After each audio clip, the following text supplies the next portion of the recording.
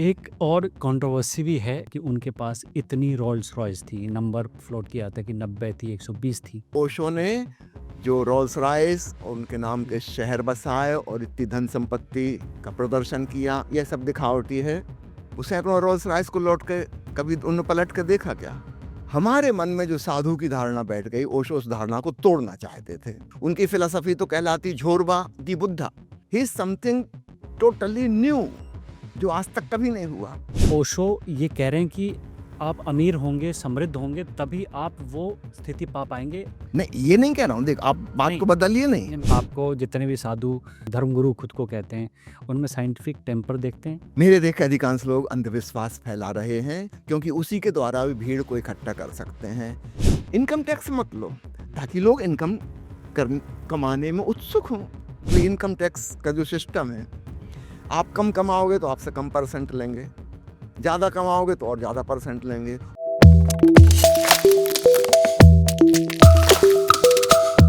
एक और कंट्रोवर्सी भी है, एक परसेप्शन इशू भी है ओशो के साथ। जब भी किसी नए इंसान के साथ ओशो को इंट्रोड्यूस किया जाता है और ये बताया जाता है कि उनके पास इतनी रोल्स रॉयस थी, नंबर फ्लोट किया जाता है कि 90 थी, 120 थी, और वो महंगी घड़ियाँ जो एकदम ब्रांडेड घड़ियाँ उनके शौकीन थे। तो एक आम इंसान का दिमाग उस परसेप्शन से बाहर नहीं निकल पाता कि एक साधु या एक योगी, एक सत्य की तलाश में निकला इंसान, इन सब चीज़ों, ये जो उपभोग की वस्तुएँ हैं, इनके प्रति इतनी आसक्ति कैसे रख सकता है? अट्रैक्ट कैसे हो सकता है? और उसका जवाब भी कई प्रवचनों में उन्होंने दिया। तो आप थोड़ा-सा बताइए कि ये जो आसक्ति कहाँ रखी भाई? आसक्ति का मतलब होता है हमारे भीतर अटैचमेंट है, लगाव है, पकड़ है। ठीक है? ओशो के अंदर आपने पकड़ कब देखी? हुँ, उसे अपना रोल्स रॉयस को लौट के कभी उन्होंने पलट के देखा क्या? वो हज़ारों घड़ियों को जो छोड़ आए, कभी पलट के देखा? कभी उसकी चर्चा की दोबारा उन्होंने? आसक्ति होती तो उनके मन में वो वाली बात आती दोबारा, कभी नहीं आई। मगर 90 पकड़ तो नहीं है। मगर 90 हाँ, कार मैं क्यों उन्होंने किया वो भी बता रहा वो हूँ। जानना चाह हमारे मन में जो साधु की धारणा बैठ गई, ओशो उस धारणा को तोड़ना चाहते थे। हमारे मन में बैठा है कि भिक्षाटन करने आएगा, भिक्षा पात्र उसके हाथ में होगा, फटे-टूटे कपड़े पहने होगा और हमसे भीख माँगेगा। हम साधु को ऐसा मानते हैं, ऐसे ही हम फ़कीरों को मानते हैं, सब जगह यही प्रचलन है सब धर्मों में।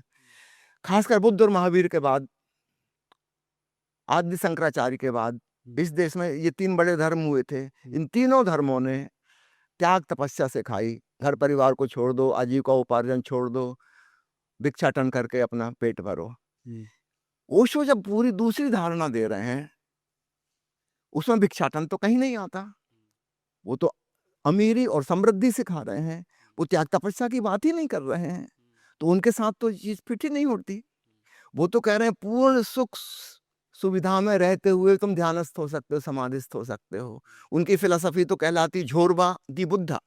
झोरबा जहाँ पे संसार का प्रतीक है, समृद्धि का प्रतीक है, और बुद्ध जहाँ अध्यात्म के आत्मज्ञान के प्रतीक हैं, इन दोनों का कॉम्बिनेशन। इस कॉम्बिनेशन में तो बहुत सी नई चीज़ें आएँगी। वो तो ध्यान और विज्ञान का समन्वय, पूरब और पश्चिम का मिलन करा रहे हैं। हुँ, तो इसमें हम वो पुरानी धारणा क्यों ला रहे हैं कि ओशो भीख माँगते हमारे घर में आएँगे भिक्षाटन के लिए? कि फटे पुराने कपड़े पहने होंगे, गरीबी से रह रहे होंगे, झाड़ के नीचे बैठे होंगे कुटिया में, तो महल में रहेंगे, क्यों नहीं रहेंगे?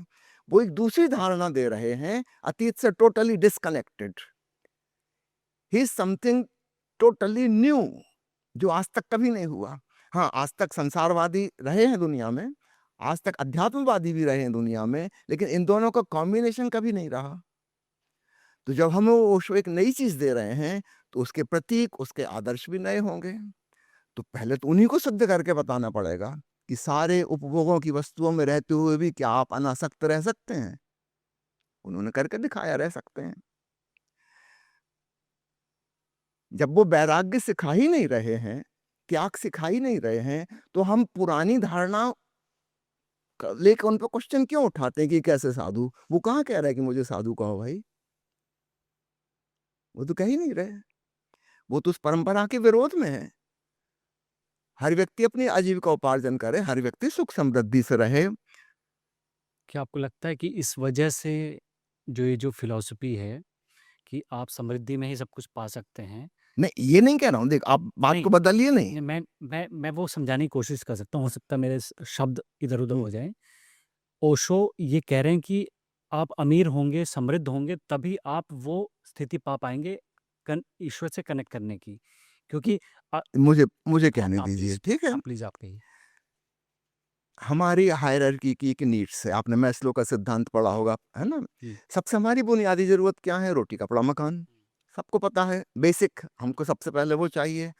पेट भर जाए, स्तन ढक जाए, अब सेक्स की ज़रूरत आती है, गृहस्थी की ज़रूरत आती है, परिवार की ज़रूरत आती है, वो भी हमारी ज़रूरत है, बेसिक्स हैं, है ना? ये जानवरों की भी ज़रूरत है, उनको भी पेट भरना है, उनको भी संतान उत्पन्न करनी है। इसमें कोई मनुष्यता की गरिमा नहीं है।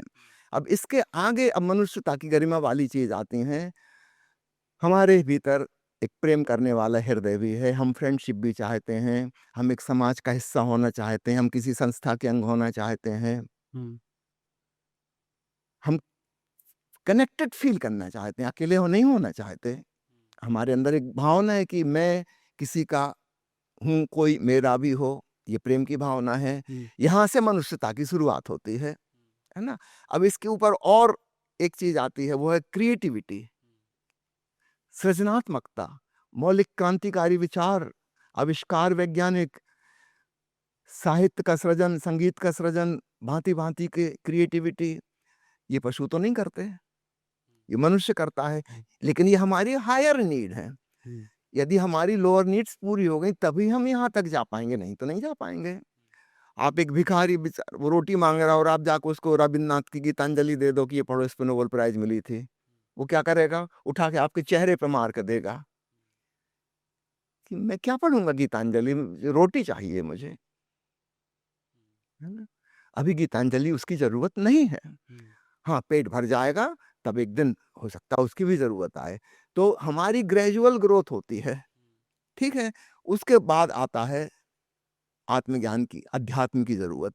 जहाँ हमारे पास सारी सुख समृद्धि है, अच्छे से अच्छा मकान है, अच्छे व्हीकल हैं, अच्छा मोबाइल है, सब कुछ अच्छा है, घर गृहस्थी देख लिया, प्रेम संबंध देख लिए, सबसे थक गए, सबसे ऊब गए, साहित्य देख लिया, मनोरंजन देख लिया, संगीत देख लिया, जो क्रिएटिव चीज़ें हो सकती थी, विज्ञान समझ लिया, विज्ञान का आविष्कार कर लिए, अब उससे भी थक गए, उससे भी ऊब गए, अभी भी कोई सैटिस्फैक्शन नहीं है, समथिंग इज़ स्टिल मिसिंग। अब सवाल उठता है कि व्हाट इज़ मिसिंग? ये सवाल तभी उठता है जब सब चीज़ें पास में हों। हुँ, गरीब आदमी से पूछोगे वो तो कहेगा भई छोटी-सी झोंपड़ी में रहता हूँ, मुझे एक बड़े मकान की ज़रूरत है, एक पक्का मकान रहने को मिल जाए तो मैं सुखपूर्वक रह पाऊँगा। ये ऐसा वो सोच रहा है कि सुखपूर्वक रह पाऊँगा, हुँ, क्योंकि उसके पास है नहीं। जिसकी शादी नहीं हुई है, और जो शादी के लिए तरस रहा है, वो तो यही समझता है कि शादी हो जाएगी, जीवन में आनंद ही आनंद हो जाएगा। उसको हम कितनी प्रमाण दो कि भई तुम देख तो लो अपने चारों तरफ जिनकी शादी हो गई, उनकी क्या दुर्गति हुई है। अभी उसको समझ में नहीं आता, उसको लगता है शादी हो जाएगी तो बस तृप्ति हो जाएगी। वो तो जब हो जाएगी तब पता चलेगा, हुँ, है ना? तो ठीक इसी प्रकार जो-जो चीज़ हमें मिलती जाती है, हमें पता चलता जाता है उसकी निरर्थकता, और कोई गहरी प्यास जो हमको अनसैटिस्फाइड रखे हुए है, और वो प्यास बनी है कि अब एक समय ऐसा आता है कि हमको अब ये भी नहीं समझ में आता कि क्या चाहिए। संसार में जो-जो हो सकता था, नाम कमा लिया, यश प्रतिष्ठा कमा ली, सब सुख वैभव के साधन हैं, भरा पूरा परिवार है, मित्र मंडली है, अब और क्या चाहिए? अब खुद को भी समझ में नहीं आता।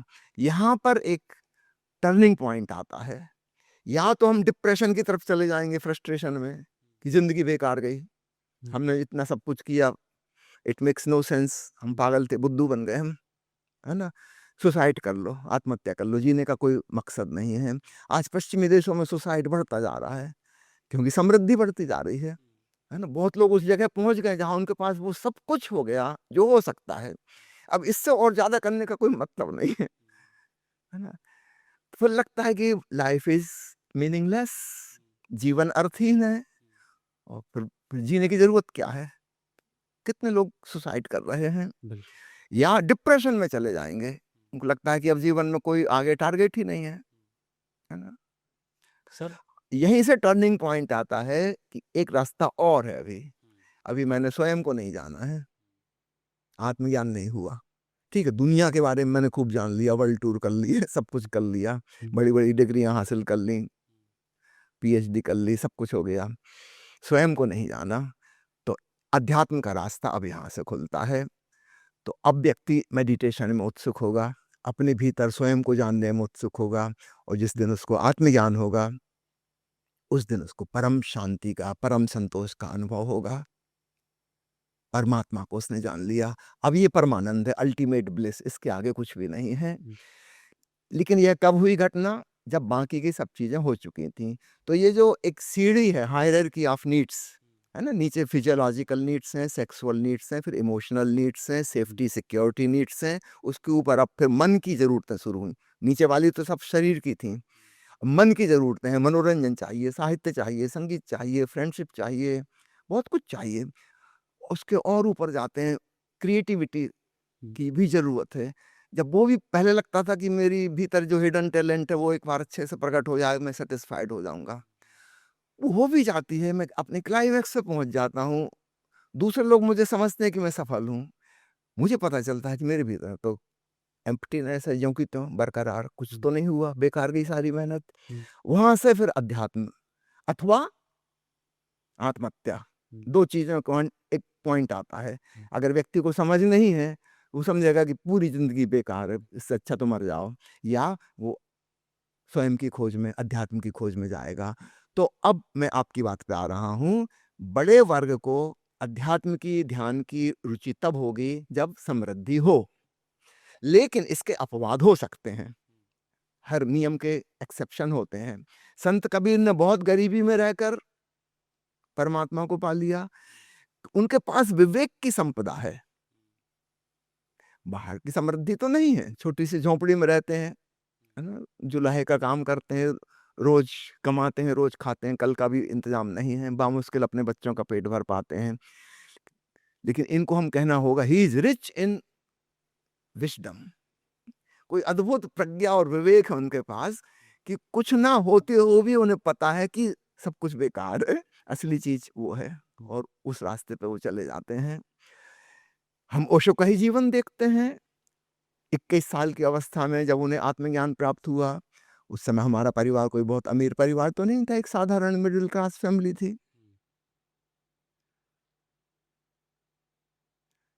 लेकिन विजडम, है ना, वो उनके अंदर अद्भुत थी, और उसके द्वारा जाना जाता है। लेकिन संसार के लिए उन्हें एक छोड़ के जाना है, प्रतीक, वो छोड़ के इस प्रकार से गए हैं कि खूब सुख समृद्धि में, भोग विलास में रहो, तुम्हारा आदर्श भिक्षाटन करना नहीं है, तुम्हारा आदर्श त्याग तपस्या करना नहीं है, जंगल की गुफा में जाके नहीं रहना, महलों में रहो, क्योंकि मेजॉरिटी यहीं से अध्यात्म में जा सकेगी। माइनॉरिटी, मैंने जैसे संत कबीर का कहा, कि संत रविदास का हम उदाहरण ले लें, कि रामकृष्ण परमहंस का ले लें, बहुत गरीब थे, है ना, बहुत गरीब थे, लेकिन वो कहीं दूसरे मामले में रिच थे वो। लेकिन आम आदमी तो इतना रिच नहीं है विजडम में, वो तो अपने अनुभव से सीखता है। उन्होंने बिना अनुभव किए अनुमान दूसरों को देख के पता लगा लिया। कबीर ने देखा होगा कि यहाँ के जो राजा हैं वो भी तृप्त नहीं है, उनको भी संतोष नहीं हुआ, इसका मतलब राजपाट व्यर्थ है, दूसरे को देख के सीख गए। तो बहुत विवेक चाहिए इसके लिए। आम आदमी तो अपने अनुभव से भी नहीं सीखता। अभी एक आदमी से मुलाकात हुई मेरी, जिनकी 4 तलाक हो चुके हैं, और अभी 5वीं स्त्री की तलाश में है।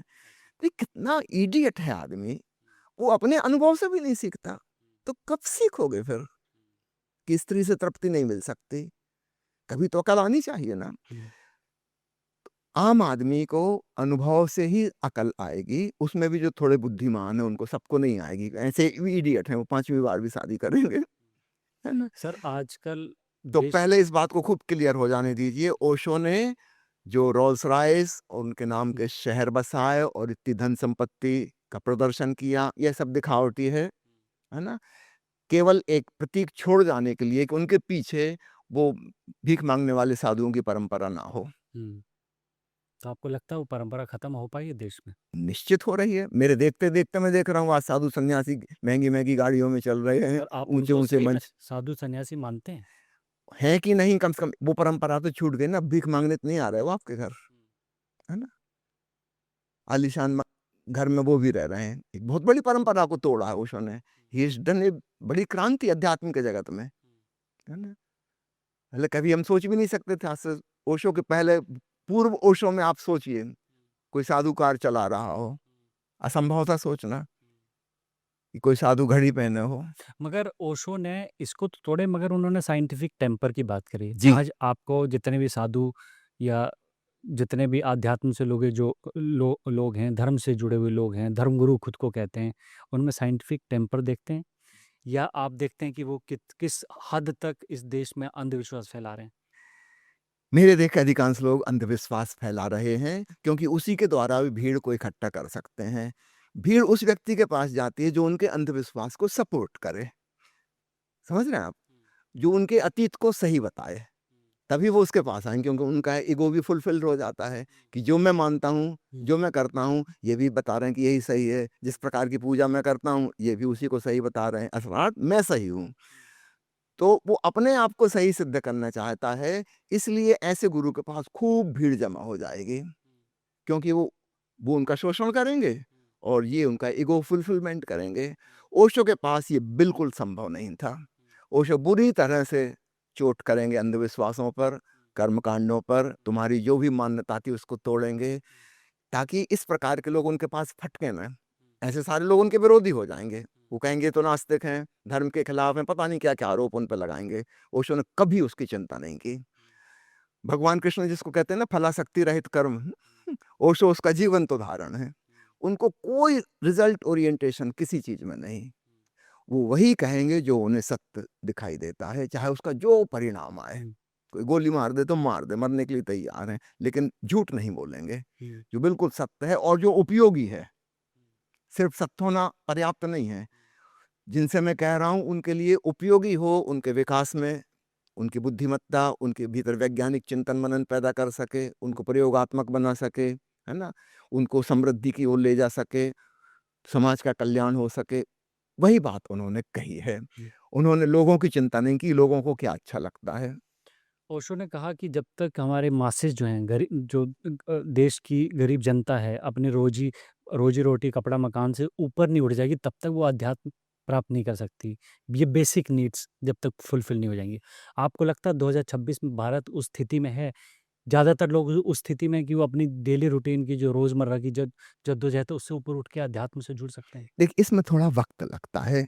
अभी क्या है कि जैसे मानिए हमारे देश में आर्थिक स्थिति पहले से काफ़ी बेहतर हुई, है ना? 50-100 साल पुरानी हम देखें, 20 साल, 25 साल पुरानी देखें, आज की देखें, निश्चित रूप से फाइनेंशियल डेवलपमेंट हुआ है। बहुत लोग काफ़ी कुछ सुख-सुविधा में जी रहे हैं। लेकिन ये वे लोग हैं जिनका बचपन गरीबी में गुज़रा है ना? आज वो अमीर हो गए।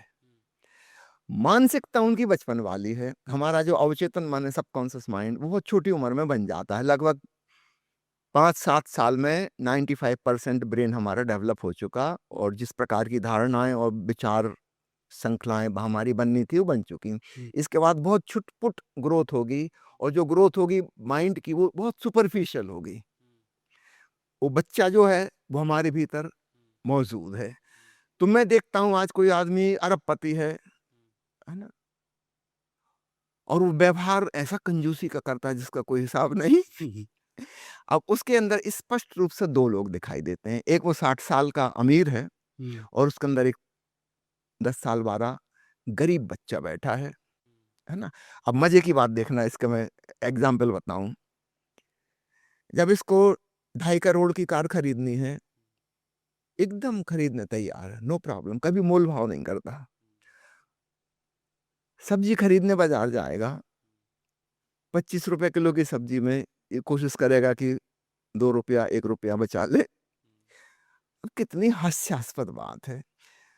उस समय उसके भीतर का वो गरीब बच्चा है, जो छोटे-छोटे फिगर्स में डील करता था, 10, 20, 25, 50। उस समय इतना गरीब था कि 25-50 बहुत थे, है ना? 100 का नोट ही नहीं देखा था उसने अपने घर में कभी। छोटे-छोटे नोट, छोटे सिक्के हुए करते थे। जब ये छोटे फिगर में डील करता है, तो उसके भीतर का बच्चा निकल के आ जाता है बाहर। और ये ₹25 किलो की सब्ज़ी नहीं खरीदेगा, ये वहाँ मोल-भाव करेगा, 10 मिनट बर्बाद करेगा अपने भी उसके भी, और ₹1-2 घटवा के खरीद के बड़ा प्रसन्न भी होगा कि देखा हमने ₹22 में ले ली, लूट रहा था बिल्कुल। तो क्या लूट रहा था? 2.5 करोड़ की कार खरीदने में 1 पैसा कम नहीं करवाया। वहाँ पे वो अमीर आदमी है, जो बड़े-बड़े करोड़ की फ़िगर में डील करता। वहाँ बच्चा आ ही नहीं सकता। उस बच्चे को तो करोड़ की गिनती भी नहीं पता थी। ये तो अकल्पनीय था उसके लिए। तो इंसान जो है वो डिवाइडेड है, स्प्लिट पर्सनैलिटी। एक व्यक्ति के अंदर 2 नहीं कई व्यक्ति मौजूद हैं। उसका बच्चा भी मौजूद है, उसके भीतर का किशोरावस्था वाला भी मौजूद है, उसके अंदर का एडल्ट भी मौजूद है, प्रौढ़ भी मौजूद है और बूढ़ा भी मौजूद है। और समय-समय पर ये अलग-अलग लोग प्रकट हो जाते हैं। बड़े मजे की बात है। हम सोचते हैं एक आदमी है, नहीं है। मल्टी साइकिक, पॉलीसाइकिक, बहुचित्तवान है। और वो जो बड़ा हिस्सा है उसके मन का, वो तो बहुत बचपन का है। उस समय जो घटनाएँ घटीं, जो परिस्थितियाँ थीं, उनमें वह हिस्सा उसका जन्मा है। और वो उसका मेजर हिस्सा 90% 95% हिस्सा वही है और वो बरकरार रहेगा ताउम्र। तो आज हम देखते हैं कि आज आदमी अमीर हो गया है और फिर आप कहेंगे कि वो अध्यात्म की तरफ क्यों नहीं जाता फिर? स्प्लिट पर्सनैलिटी है। हाँ, अब इसके जो बच्चे होंगे, जो पैदाइशी अमीर हैं, इनकी काफ़ी संभावना है। इन्होंने कभी गरीबी नहीं देखी, इन्होंने गरीबी के कष्ट नहीं भोगे हैं। इनकी संभावना है, इनके जीवन में अध्यात्म आसानी से फलित हो सकेगा। ओशो के हिसाब से गरीबी को कैसे से मुक्ति कैसे पाई जाती है किसी देश में कैसे पाई जा सकती है? उसका क्या सबसे पहले तो मैं आपको ओशो की किताब पढ़ने का निवेदन करूँगा, वो है समाजवाद से सावधान, बिवेयर ऑफ सोशलिज्म। उस ज़माने में कार्ल मार्क्स की किताब दास कैपिटल खूब प्रसिद्ध हुई थी बिल्कुल। और उसके प्रभाव में करीब-करीब आधी दुनिया, है ना, 2 बड़े-बड़े देश सोवियत रूस और चीन और छोटे-छोटे अनेक देश साम्यवादी हो गए थे। गरीबी कहीं से भी नहीं मिटी, गरीबी डिस्ट्रीब्यूट हो गई। हाँ, ये हुआ कि ईर्ष्या खत्म हो गई क्योंकि सब हमारी तरह समान रूप से गरीब हैं।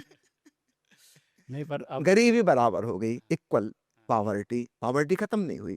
तो ओशो ने इसका खूब विरोध किया था कि यह गलत तरीका है। सही तरीका ये होगा कि पूंजीवाद को डेवलप किया जाए, पूंजीवाद को सपोर्ट किया जाए। ओशो ने ऐसी अद्भुत क्रांतिकारी बातें कही, उदाहरण के लिए इनकम टैक्स का जो सिस्टम है, आप कम कमाओगे तो आपसे कम परसेंट लेंगे, ज़्यादा कमाओगे तो और ज़्यादा परसेंट लेंगे, और ज़्यादा पैसा कमाओगे तो और ज़्यादा परसेंटेज आपसे टैक्स वसूल लेंगे। ये सिस्टम अमीरी के अगेंस्ट में है।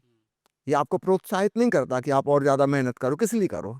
अगर सरकार ही सब छीन लेगी, तो काहे के लिए मेहनत करो? जहाँ हो उसी में खुश रहो।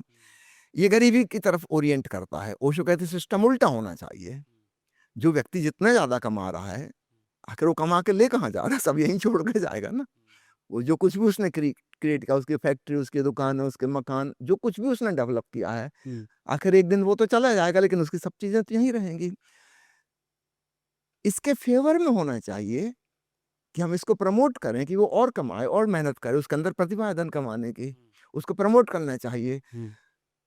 तो इनकम टैक्स जिस ढंग से सरकार वसूल रही है, मैं तो इसके और भी आगे एक बात सोचता हूँ, अगर इनकम टैक्स लेना ही बंद कर दे सरकार की टोटल जो इनकम है उसका केवल 20% इनकम टैक्स से आता है, ओनली 20%, है ना? आप फिगर में देख लीजिएगा।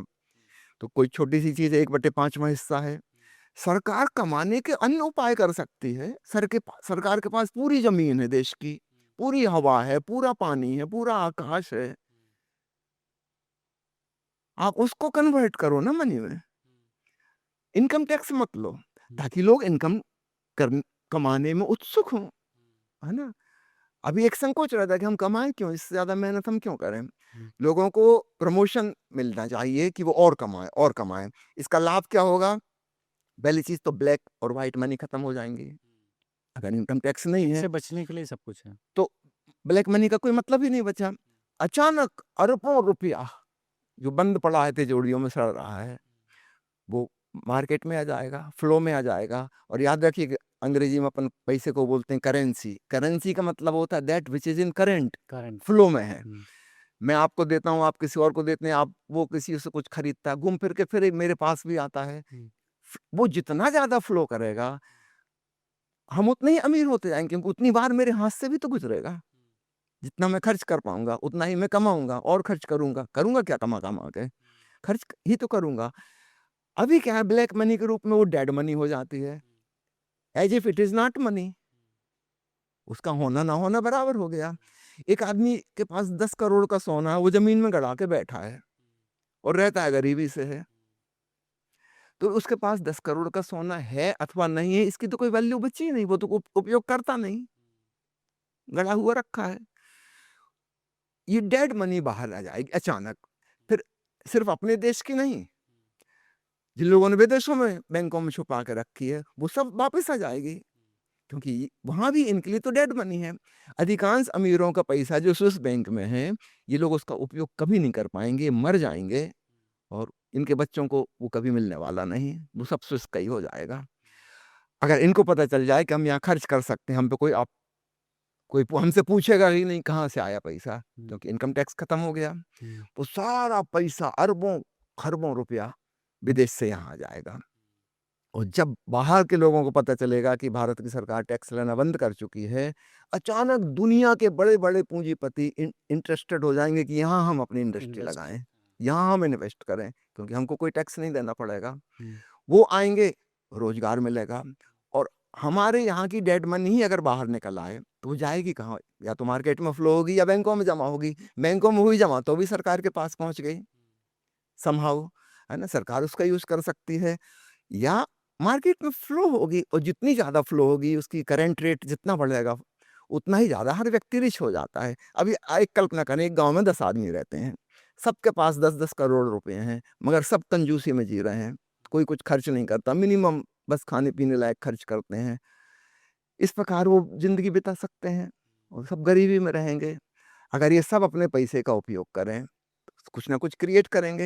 एक कोई दुकान खोलेगा, एक कोई फैक्ट्री लगाएगा, कोई तो तीसरी चीज़ बनाएगा, चौथी चीज़ जो उपयोग की चीज़ें हैं या उपयोग की चीज़ें हैं तो हम खरीदेंगे भी, क्योंकि हमारे पास खुले हाथ से हम खर्च कर सकते हैं, क्योंकि हम कमा भी रहे हैं। तो खुले हाथ से जब खर्च करेंगे 10 आदमी, तो इन्हीं के आस-पास, इनके बीच में तो फ्लो होगा ना। मैं आपसे कुछ खरीदूँगा, मेरे काम की चीज़ आप बना रहे थे, तो अब मैं जो बना रहा था, वो आप लेंगे, कोई दूसरा व्यक्ति लेगा, तीसरा व्यक्ति लेगा। तो वो जो डेट पैसा था, वो दिन में 10 बार रोटेट कर जाएगा। अगर मेरे हाथ से 1-1 लाख रुपया 10 बार निकल जाता है, तो 10 लाख रुपया रोज़ मैं खर्च कर रहा हूँ, 10 लाख रुपया रोज़ कमा रहा हूँ, मेरी इनकम कहाँ पहुँच गई? यद्यपि है टोटल रुपया उतना ही, अगर हम उसको पकड़ के बैठ जाते, डेड मनी बना लेते, तो हम सब गरीबी में जीते। बिल्कुल। तो टैक्स सिस्टम खत्म हो, सरकार अपनी कमाई के अन्य साधन करे और टैक्स अगर रखना है तो बहुत मिनिमम, कि किसी को भी चोरी करने का ख़्याल ना आए। मान लो जीएसटी रखना है तो इतनी छोटी 1%, किसको सूझेगा कि हम सीए से सलाह लें और चोरी करें? इतना 1% तो वो ले लेता है। मान लो प्रॉपर्टी खरीदनी है, अब सरकार इतना ज़्यादा पैसा उस पे ले रही है रजिस्ट्रेशन का। ये आप रजिस्ट्रेशन क्या कर रहे हो? किताब पे लिख के एक साइन कर रहे हो। जिस दलाल ने प्रॉपर्टी बिकवाई, उसने मेहनत की है 2, 4, 6 महीने, है ना? तब जाके उसको 1% मिला। वही सरकार किस बात का 7-8% ले रही है? आपने क्या किया था इसमें? स्टैम्प ड्यूटी के सिर्फ नाम पे। कागज़ पे लिख के, दस्तखत करके आपने उसको रजिस्टर किया है। इसका कितना लोगे इसका, एक क्लर्क के छोटे से काम का? 10 मिनट का काम है एक क्लर्क का। इसकी कितनी कीमत हो गई? काश उसको मिनिमाइज़्ड कर दें बिल्कुल, है ना? तो हम पाएँगे ब्लैक मनी खत्म ही हो गई। लोग धड़ल्ले से खरीदेंगे, धड़ल्ले से बेचेंगे और फ्लो बढ़ेगा, पूरे देश की रिचनेस बढ़ेगी। मैं एक छोटा-सा उदाहरण देता हूँ आपको, है ना? देश की अपन छोड़ के अब रजनीशपुरम पे आते हैं। 5,000 लोग रहते थे, ठीक है? सबने अपनी पर्सनल प्रॉपर्टी छोड़ दी, कम्युनल सब कुछ हो गया। 2,500 महिलाएँ थीं, अब अपन कल्पना करें, मान लो एक-एक महिला के पास 10-10 महँगे आभूषण थे, ठीक है? तो छोटी-सी लिमिट थी, 10 आभूषण ही वो पहन सकती थी, उसी में अदला-बदली कर दी रहे। जब 2,500 महिलाओं ने उसको कम्युनल प्रॉपर्टी कर दिया, सामूहिक, तो 2,500 गुणित 10, 25,000 आभूषणों का भंडार हो गया।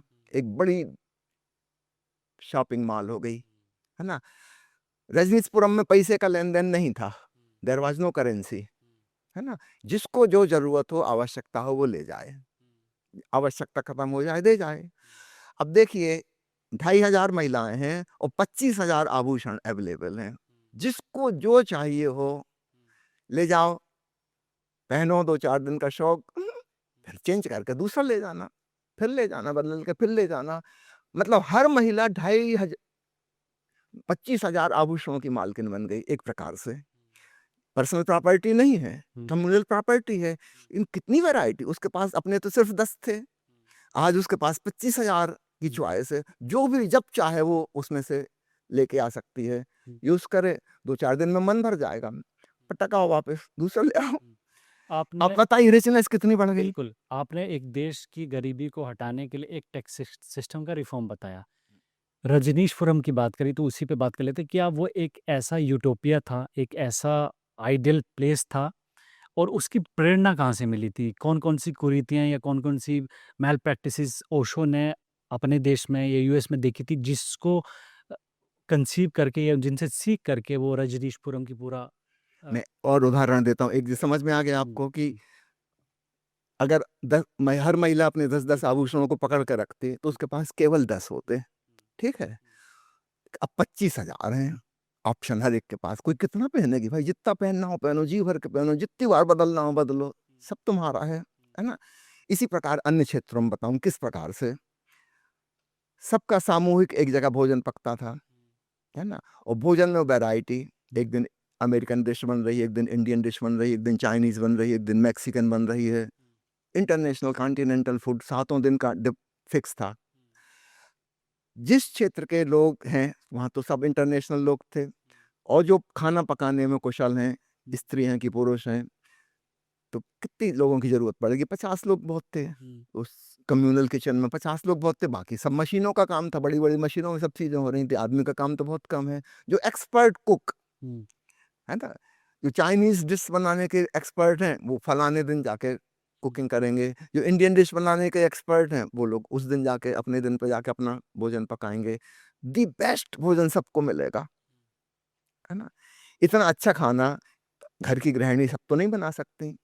अब कितना मुसीबत है, आप देखिए एक परिवार में 4 या 5 लोग हैं मान लीजिए एवरेज, उसमें एक गृहिणी बेचारी पूरी दिन भर इसी में लगी रहती है खाना पकाने में, है ना। और जरूरी नहीं कि वो कोई बहुत कुशल हो खाना पकाने में, सब लोग तो नहीं हो सकते, है ना, सबकी अपनी अपनी कुशलताएं हैं। तो आप ऐसे समझिए कि 75% से लेकर 90% लोग वह स्वादिष्ट खाना नहीं खा पा रहा है जो उनको मिल सकता था। क्योंकि किसी की माँ खाना पकाती तो माँ को लिमिट होगी ना, उसको कितना खाना पकाना आता है, जो वो अपनी माँ से वो सीखी थी, नानी से दादी से सीखी थी, उतनी उसको आता है, उससे ज्यादा तो नहीं आता, है ना। जब हम इंटरनेशनल कम्यून में 5,000 लोग रह रहे हैं, हम कितने प्रकार का भोजन कर रहे हैं जो कि किसी 5 या 7 स्टार होटल में भी नहीं मिलता आम आदमी को। देखिए चीजें तो वही हैं, गेहूं दाल चावल सब्जी, वही मसाले लगने, वही नमक शक्कर लगना है, लेकिन कितनी वैरायटी बन सकती है, कितनी रिचनेस आ सकती है खाने में। और हमेशा कुशल लोग बना रहे हैं, और उनकी गिनती कितनी कम हो गई, 5,000 लोगों का खाना 50 लोग बना रहे हैं, इससे ज्यादा की जरूरत है नहीं। सब लोग मिलजुल कर काम कर रहे हैं, और इसमें हमेशा वो लोग बना रहे हैं जो उस काम में कुशल हैं। तो हमेशा दी बेस्ट फूड हम सबको खिला सकते हैं, और कितने लोगों का काम बच गया, वो फालतू दिन भर खाना पकता रहता, हर घर में खाना पक रहा है। हर मोहल्ले में छोटा छोटा हो सकता है, मान लो एक कॉलोनी है ना, 50 मकान है, वहाँ 50 महिलाएं तय कर लें, वही इसमें से 5-7 महिलाएं जिनको अच्छा खाना पकाना आता वो बनाए, बाकी को शौक है बारी बारी से सबको मौका दें। तो इस सबको रोज खाना पकाने की क्या जरूरत, और दूसरा काम करो ना तुम, है ना। ऐसे मैन पावर फ्री होता है, मैन पावर फ्री होता है तो फिर रिचनेस आती है, जब हम कुछ और करेंगे, हम कुछ और क्रिएट करेंगे तो नेचुरली उससे कुछ समृद्धि हमारी बढ़ेगी। ठीक है, इस बातचीत के 2-3 सवाल और बचे हैं। हम्म, सबसे पहला कि उन लोगों के लिए क्या एक आप स्टेप बाय स्टेप गाइड दे सकते हैं ओशो को जानने की, जो लोग ओशो को नहीं जानते हैं, युवा पीढ़ी है, ये जिनका वास्ता ओशो से अभी पढ़ा नहीं है, जिन्होंने कभी-कभार रील में स्क्रॉल किया है या कभी कोई किसी ने प्रवचन कोई भेज दिया है। ऐसे लोगों के लिए आज के टाइम में 2026 में क्या एक गाइड आप दे सकते हैं कि ऐसे ओशो को जानना पहचानना शुरू करिए? देखिए आप छोटी सी रील स्क्रॉल करके 20 सेकंड में 40 सेकंड में जो ग्रहण करते हैं, वो बहुत छोटा सा अंश है एक पूर्ण सत्य का, है ना। और वो छोटा सा अंश से आप पूर्ण का अंदाज नहीं लगा नहीं सकते। लगा सकते। एक पुरानी कहानी है ना, अंधों के गांव में एक हाथी गुजरा, है ना, वो सब जिसने टटोले आए, पकड़ी उसने बोला तो वो हाथी एक वैसी। छोटे से अंश को समझ रहे हैं कि ये हाथी, वो कह रहा है कि रस्सी की तरह है हाथी, दूसरा कह रहा है सूप की तरह है, तीसरा कह रहा है दीवाल की तरह है, एक कह रहा है खंबे की तरह है। उसने उस हाथी का पैर देखा, तो वो जो उन्होंने रिसेप्ट किया, परसेप्शन उनका, और उसका जो इंटरप्रिटेशन किया, दैट्स 100% रॉन्ग। ठीक ऐसे ही हम ओशो को उनके एक छोटे से अंश से, एक स्टेटमेंट से, कि एक पैराग्राफ से हम नहीं पकड़ सकते। बहुत गलतफहमी खड़ी हो जाएगी। इसलिए मैं निवेदन करता हूं कि दोज हु आर इंटेलिजेंट, आपको थोड़ा सा विस्तार में जाना होगा, समय देना होगा, और उसका उपाय बहुत सुगम है। इतना सुगम ओशो के ज़माने में नहीं था। ओशो के ज़माने में अगर किसी को ओशो का पूरा साहित्य खरीदना हो, सारे ऑडियो और वीडियो कैसेट खरीदना हो, उस समय कैसेट चला करते थे, कम से कम 25 लाख रुपए खर्च करने पड़ते, अच्छा। और एक बड़ा भवन चाहिए उसको संभाल कर रखने के लिए। इतनी बड़ी ह्यूज क्वांटिटी है ओशो के सामग्री की। आज की डिजिटल युग में सब चीज़ें डिजिटलाइज कर ली गई हैं, और इसलिए अब सारी चीज़ें फ्री ऑफ चार्ज अवेलेबल हैं, और आपको कहीं स्टोर भी नहीं करनी है। आप मुझे खबर करिए आपको क्या चाहिए, 24 घंटे के भीतर मैं डिजिटल लिंक के द्वारा व्हाट्सएप पर आपको वही चीज़ भेज दूंगा। आप चाहें तो सीधा पढ़ लें, सुन लें, देख लें, अथवा डाउनलोड करके आपको स्टोर करना है स्टोर कर लें, नो प्रॉब्लम। ओशो का सारा साहित्य, सारे ऑडियो, सारे वीडियो, सारे फोटोग्राफ, सारे ध्यान संगीत, सब कुछ 4 टीबी साइज की हार्ड डिस्क में आ जाता है। अच्छा। अगर किसी को खरीदने का शौक है, आप खरीद लिए। एचडी क्वालिटी की सारी चीज़ें, और वही क्वालिटी की चीज़ें ऑनलाइन लिंक पर उपलब्ध हैं। तो मैं अपना फ़ोन नंबर बोल दे रहा हूँ, मुझे व्हाट्सएप पर मैसेज कर दीजिए। मेरा नंबर है 7027327372। हिंदी में है 70 273 273 72। कृपया मुझे फ़ोन नहीं करिए, मैं फ़ोन नहीं सुनूंगा। हाँ, कितना हाँ, फ़ोन? केवल टेक्स्ट मैसेज व्हाट्सएप पर, एसएमएस वाला मैसेज नहीं, क्योंकि वहाँ से लिंक भेजना संभव नहीं रहता। व्हाट्सएप पर आप करिए। आपको ऑडियो चाहिए, मैं ऑडियो भेजूँगा। किताब चाहिए, किताब भेजूँगा। हिंदी की, अंग्रेजी की सारी मौलिक किताबें। हाँ, कुछ किताबें आजकल जो पब्लिशर छाप रहे हैं, वो कंपाइलेशन है। कहीं से कुछ लेके एक नया टाइटल डाल के उन्होंने किताब बना दी। मेरे पास वो नहीं है। ओरिजिनल ओशो ने जो कहा है, ओरिजिनल जो टाइटल थे, वो सब कुछ मौजूद है। तो यह अब उपलब्ध है आसानी से, इतनी आसानी से उपलब्ध कभी भी नहीं था। सब कुछ निःशुल्क आपको घर बैठे आपके मोबाइल में या लैपटॉप में आप कर सकते हैं। और अगर आपको खुद ही स्टोर करना है, तो आप 4 टेराबाइट की हार्ड डिस्क खरीद लीजिए, सब आपके पास रहेगा सदा-सदा। इसके अलावा यहाँ सोनीपत जिला में दीपालपुर नामक छोटा-सा गाँव है। हरे-भरे खेतों के बीच में एक छोटा-सा आश्रम है, श्री रजनीश ध्यान मंदिर, जहाँ हम बैठ के बात कर रहे हैं। यहाँ महीने में 2 शिविर होते हैं 6-6 दिन के। एक ध्यान शिविर होता है 3 दिन का, और एक ध्यान शिविर होता है 1 डे का। ये अक्सर किसी छुट्टी के दिन होता है, ताकि जो लोग 3 दिन या 6 दिन के लिए नहीं आ सके, वो भी एक झलक पाने आ सकें। तो ओशो को असली स्वाद अगर आपको चाहिए, तो वो ध्यान के द्वारा आएगा। पढ़ के, सुन के जिज्ञासा जागेगी, प्यास जागेगी, प्यास बुझेगी नहीं। प्यास बुझेगी जब आप अपने भीतर डूबेंगे और शांति और आनंद को पाएँगे। तो उसके लिए आपको साधना करनी होगी। तो मैं विनती करता हूँ, जो रील देखने के शौकीन हो गए हैं, थोड़ा-सा समय निकालना होगा, क्योंकि कोई चीज़ इतनी आसानी से, जो महँगी है, कीमती चीज़ है, इतनी आसानी से नहीं मिलती। कुछ चीज़ें जो जिसमें आपका श्रम ज़रूरी है, आपको कुछ करना होगा, तब ध्यान घटित होगा। वो बैठे-बैठे नहीं मिल जाएगा, किसी की कृपा से नहीं मिलता, आशीर्वाद से नहीं मिलता।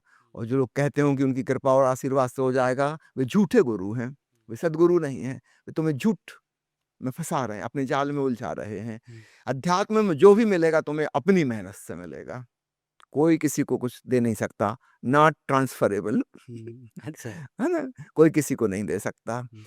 तो ओशो से जुड़ने का उपाय, किताब अगर आपको पढ़ने का शौक है तो, अगर आपको सुनने का शौक है तो उनके ऑडियो प्रवचन, आपको देखने का शौक है उनके वीडियो प्रवचन, और सबसे अच्छा है अगर आपको कुछ करने का शौक है, और वो करने का शौक पैदा होगा उनको सुनकर, पढ़कर, देखकर। और अगर करने का शौक पैदा नहीं हुआ, तो आप समझना कि आप कुछ समझे ही नहीं। कई बार लोग मुझे मिल जाते, कहते हैं मैंने 300 से ज़्यादा किताब पढ़ी हैं। मेरे घर में 2000 कैसेट रखे हैं, सब सुन चुका। और मैं पूछता हूँ, "आप ध्यान विधि कौन-सी करते हो?" कि नहीं, ध्यान तो हमने नहीं किया। पढ़ के ही खुशी हो गई। ये आदमी तो पागलपन की बात कर रहा है। ये कह रहा है कि मेरे घर में रेसिपी बुक हैं, भाँति-भाँति के व्यंजन बनाने की, मैंने सब पढ़ ली, रट ली। हमने पूछा, "अच्छा, आप किचन में जाके कभी खाना पकाए?" बोले, "नहीं, द किताब पढ़ के ही प्रसन्न है।" तो ये रेसिपी बुक इसके लिए थोड़ी थी।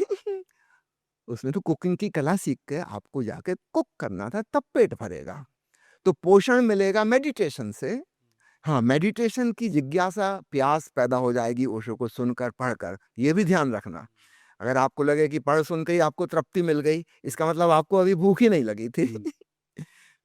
एक आखिरी सवाल ये है सर कि ओशो का काम बहुत ज़्यादा है। जैसे मैंने बताया कि 600 से ज़्यादा किताबें छपी हुई हैं, बहुत सारे ऑडियो प्रवचन हैं और एक बहुत बड़ा कंटेंट है। उसका कॉपीराइट किसके पास है? क्या परिवार के पास है या कोई किसी और संस्था के पास है? और आज हम देखते हैं कि यूट्यूब पे भी हज़ारों चैनल चल रहे हैं ओशो के नाम पर और मिलियंस में व्यूज़ हैं। जो छोटा-सा कंटेंट डालता है उसमें मिलियन व्यूज़ हैं। यानी इंटरेस्ट भी बहुत ज़्यादा है मगर असली सोर्स और क्या कॉपीराइट है किसी के पास? देखिए, जहाँ तक मैं जानता हूँ, ओशो ने जो कहा है, उनके शब्दों में, हुँ, "मेरा प्रत्येक सन्यासी, मेरा प्रत्येक शिष्य, मुझे प्रेम करने वाला प्रत्येक व्यक्ति मेरा उत्तराधिकारी है।" ये ओशो के शब्द हैं, है ना? अब कोई इसको ना सुने और घोषणा करे कि हमारे पास अधिकार है, तो झूठी बात है। ओशो का उत्तराधिकार प्रत्येक के पास है। आप मुझसे बात कर रहे हैं, ओशो के बारे में सवाल पूछ रहे हैं, मैं आपको उत्तर दे रहा हूँ। इसी को तो उत्तराधिकार कहते हैं। I can hmm, respond from his side, है ना? तो ओशो ने अपने प्रत्येक शिष्य को अपना उत्तराधिकारी घोषित किया है। और ये असली उत्तराधिकारी वो जो भीतर की संपदा है, ध्यान की, समाधि की, परमात्मा की, ब्रह्मानंद की, यहाँ उसकी बात कर रहा है। स्थूल चीज़ों के बारे में मैं नहीं कह रहा हूँ, बाहर की चीज़ें, सामान इत्यादि। भीतर ध्यान के बारे में, समाधि के बारे में, ब्रह्म ज्ञान और निर्वाण के बारे में ओशो का प्रत्येक प्रेमी, प्रत्येक शिष्य उनका उत्तराधिकारी, वह उसको हासिल कर सकता है। हुँ, तो ओशो ने इसमें कोई भेदभाव नहीं रखा है, उन्होंने किसी को उत्तराधिकारी नहीं चुना। हुँ। तो किताबों को पब्लिश करने के राइट्स को लेकर या जो उनका ऑडियो वीडियो कंटेंट है उसके राइट्स की मैं बात कर रहा अब उसके राइट्स की घोषणा करते हैं ओआईएफ वाले, है ना?